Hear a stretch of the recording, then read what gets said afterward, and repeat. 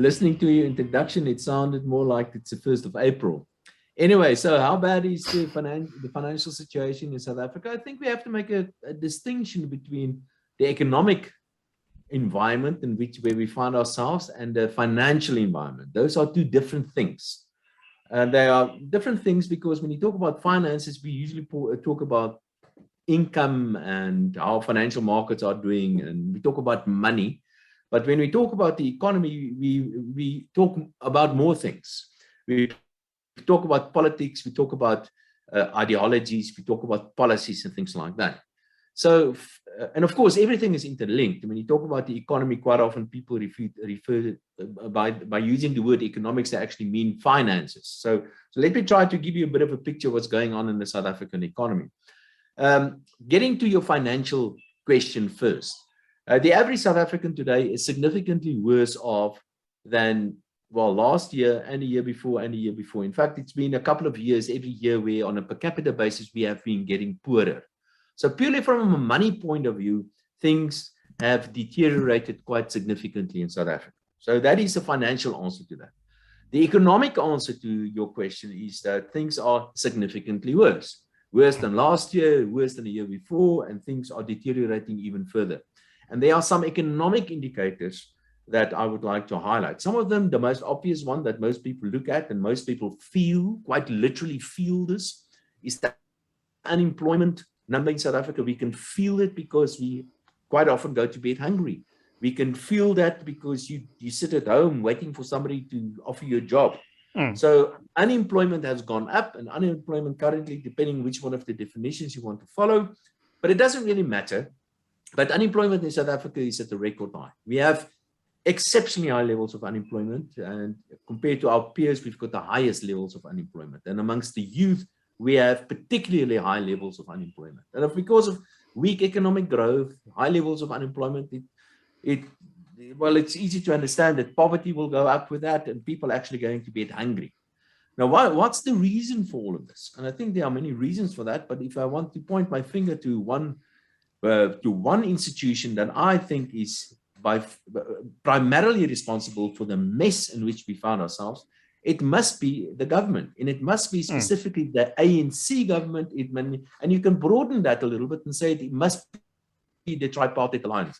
And why I say it is a tripartite alliance, because there's very little difference between, in fact, there are many members of the SACP, the Communist Party, that are actually part of the South African government. And we know all the names of those. And by the way, those communists that are part of the South African cabinet, they're not necessarily corrupt, but they're trying to implement the most silly policies that have been proven by many countries in the world that it can't work, and they keep on doing that. So it's an outdated, let's call it a stupid ideology that is still followed by the ANC government because it's part of the whole thing. So then getting to the efficiency of government. So they follow the wrong things, they do the wrong things, but not only do they do the wrong things, they do the wrong things badly. And with that, I mean they are highly incompetent in many things, and I can give you all the numbers. And on top of all of that, we've got corruption and mismanagement and everything that goes with that. The ANC is one massive patronage, and they are sucking this economy dry.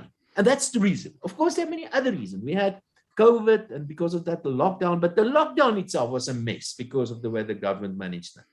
Then we had the program whereby the state was supposed to support the economy, like many other countries in the world. But that was a mess as well because of the mismanagement by government. But before that, even before we've heard of a place called Wuhan, the South African economy was already in deep trouble. So yes, there are many reasons. And of course, there's always some sort of financial crisis somewhere, and it impacts on the South African economy. We're part of the world economy. But all countries in the world go through the same kind of crises. They get out on the other side much better than us. And so the main reason that I must point out is that we have a government that is causing all these hardships in South Africa. And that's the reason why we are where we are today. What is the current unemployment rate again? Do you trust that figure? Do you think it's much higher than it really is? Yeah, that's actually a very interesting number. Currently, the unemployment rate in South Africa is 34.4%. The unemployment rate, the expanded definition for unemployment in South Africa is at 44.4%. And the difference between the two is that in the one instance, people are actually actively looking for jobs. In the other instance, they're not looking for a job. But if you look at people, say the youth below 30 years or below 25 years, whatever your definition, it's significantly higher. And in some instances, above 60%. If you look at rural areas compared to urban areas, there's a huge difference there as well. Rural unemployment is significantly higher. So it's all over the place. The bottom line is that unemployment is very, very high in South Africa, and it's unacceptably high. You ask me if I trust this number?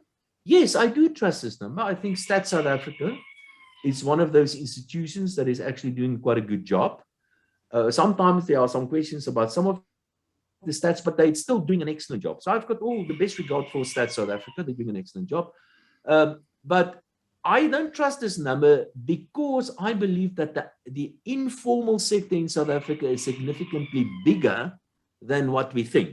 So the technical part, the technical calculation of unemployment in South Africa and the definitions for unemployment in South Africa, all of that is done correctly by Stats South Africa. But because South Africa is an unusual place, I believe that our informal sector is perhaps much, much bigger, which means that many people are employed, but not officially employed. Let me give you an example.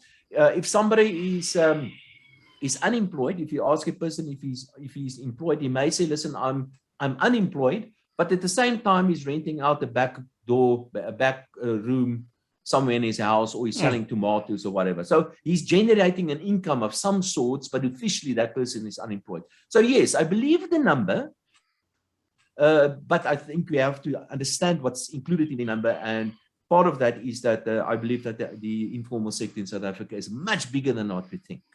And which, by the way, it's good news, by the way. Yeah, no, definitely. And I can believe it's a bit difficult to determine that number, especially if you drive into certain of these areas and like the Transkei. How can they know who's working there and who's not? But the state of our SOEs, is there one SOE that Dawie Roodt would give the Dawie Roodt stamp of approval? One SOE that's self-sufficient, that you believe is doing a proper job? Yeah, well, it depends on what you mean by an SOE. If you talk about an SOE as a so-called company, like, for example, Eskom or South African Airways, I don't think we have SOEs in South Africa. Let me explain what I mean by that. Because if you call South African Airways an SOE, then, I mean, a state-owned enterprise is a complete contradiction. They call themselves companies that have boards and they've got chairpersons and all that, and directors and huge salaries and all that, but they're not companies. So they're not companies, they're not enterprises, they are just some subdivision of some department somewhere. So we don't have state-owned enterprises. They pretend to be, but they're not really. So most of these state-owned, well, in fact, most of the state is dysfunctional in South Africa. But there are a couple of things that still work that is part of the state. You may not classify them necessarily as an enterprise. I think Stats South Africa is certainly one of those by doing a good job. I think the Auditor General is also doing a fair job. I also think that the South African Reserve Bank, which is technically not a state-owned enterprise because it belongs to the private sector, to private shareholders like myself, for example. So that is in excellent hands. They're doing an excellent job there. And I guess we can name a couple of local authorities, a few, only a handful, but there are some local authorities that's actually doing a good job. But for the rest, it's very difficult for me to really point to something that works well, that is under control of government. There were some exceptions, like what I've mentioned. And we've got another institution that is under control of the state, of course, is the new under Balisa Baloy. What's her name? The new prosecutor. I've forgotten her name for a moment. Yeah, I think she's doing a good job as well. I'm sitting really and waiting for her to start making some major arrests. But so far, I think she's doing an okay job, but she better start moving and start arresting some of those high-flying politicians before I give a real stamp of approval. So the jury is still out on her.